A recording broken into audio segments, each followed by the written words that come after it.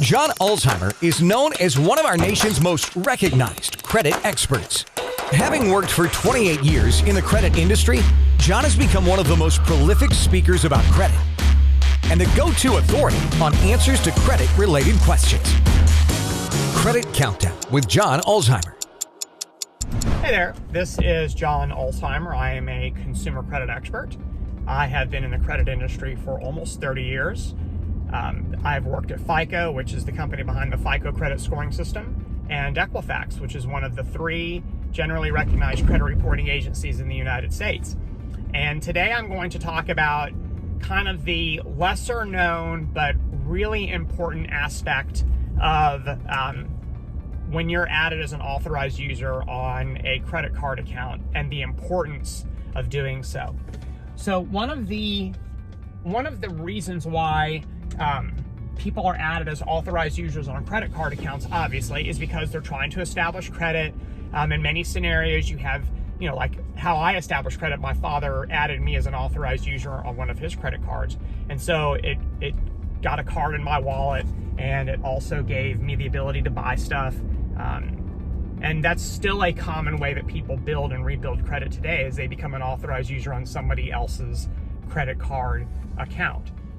You have no liability for the debt. It's almost like having a credit card with training wheels to some extent.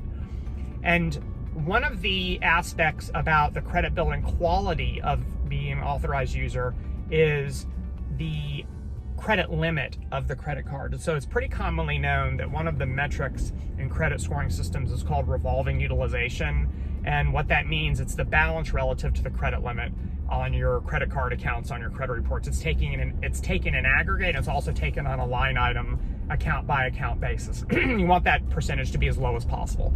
And that's a very important metric in credit scores. That goes without saying. I've said it a million times. It's a factual statement. It is often misrepresented as being worth 30% of the points in your score.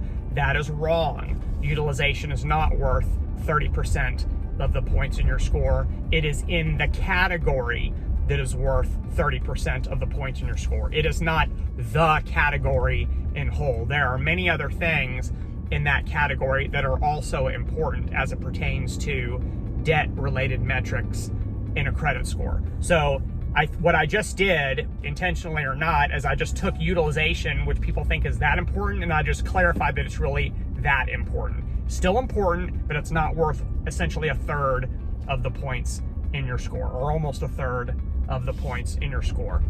Another aspect about being added to an authorized, or as an authorized user to an account, is understanding the effect of the age of that card on your credit score.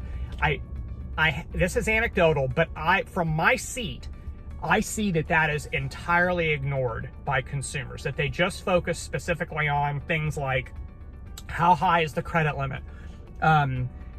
Is it in good standing? Are people paying the account on time? Which, look, those are very important aspects, but those tend to dominate the discussion when we're talking about authorized users, and people tend to overlook in some scenarios the value of the age of the account. And so when you see people talk about authorized user accounts, one of the things that you have to always talk about is, what is the impact of the age of the account?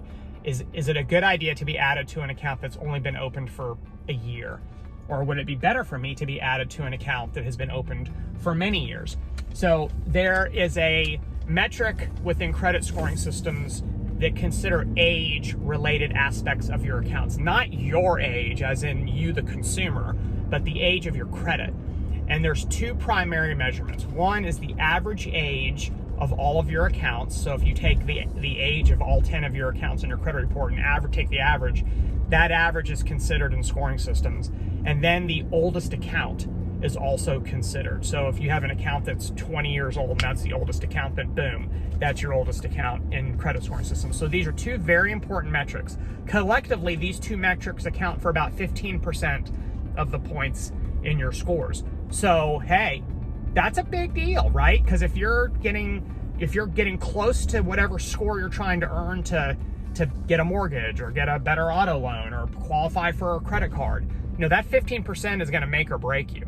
So if I were you, if you're in the market for being added as an authorized user on a credit card, then you probably should consider choosing a card that is older rather than choosing a card that is younger. And so now, what is the tipping point?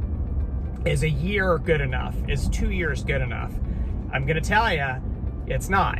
You're going to need something that's decades old. Not need it to get a good score, but if you want to optimize, meaning max out, then you really need to pick something that has a 15 to 20 year history on the card. That is like the optimal card to choose. And of course, if you have an account of your own and it just organically over time ages and it's now 15 years old or now it's 20 years old, then of course that is also very helpful in your score because that's your account and it's being considered in credit scoring systems. This is also one of the things to consider if you're out there acquiring a bunch of new accounts over and over and over again. You're causing the average age of your credit to be lower. Every time you add a new account, it's a mathematical certainty, you lower the average age of the account.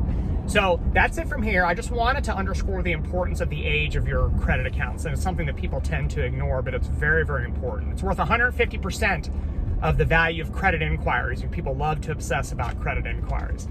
All right, so that's it for me. Have a great rest of your day. If you've got any comments, drop them in the comment section below, and I'll do my best to get to them. Have a good rest of your day, and we'll talk again soon. For more videos and credit tips from John Ulzheimer, go to www.tradelinesupply.com.